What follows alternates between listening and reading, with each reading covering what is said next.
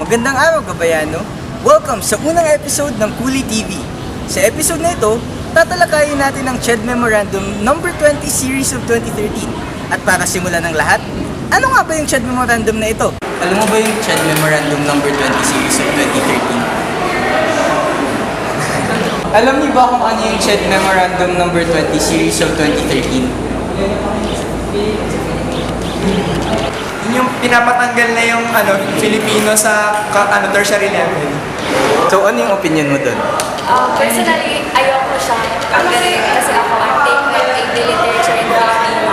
Siyempre, mawawalan kami ng market ng mapagtuluan. So, mapupunta kami sa high school, which is hindi naman siya masama. Pero yun nga, yung ibang tao na may pangarap magturo ng Filipino sa college, mawawalan.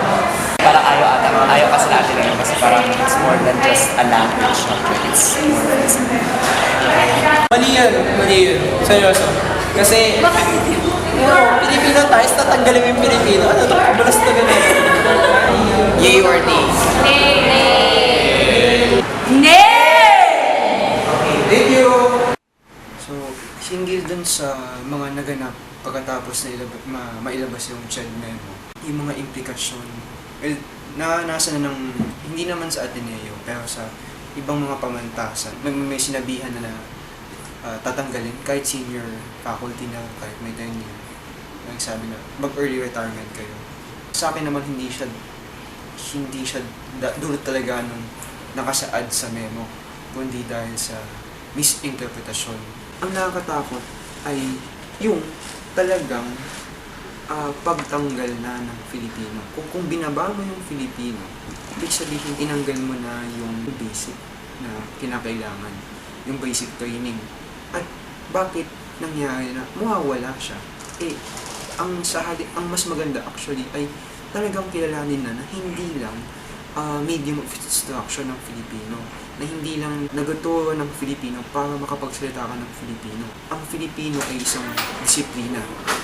Pinapaunawa na sa pagka-Filipino, hindi yung wika.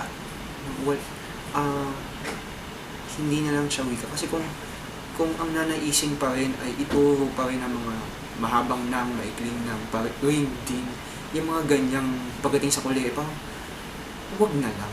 Kasi hindi na siya pang kolehiyo. Kinakailangan din actually itong pangingilatis at pagsusuri sa pagiging bayan natin, lalo nasa panahon na tayo ng integrasyon sa ASEAN, sa panahon na ng globalisasyon. Mahalaga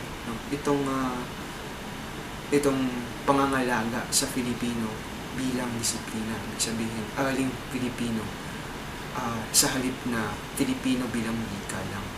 Kung mawala yung Filipino, mawala ng boses, itong mga regional na wika, itong mga regional na disiplina, sa dulo, talo lahat pagdating sa pagka-Filipino.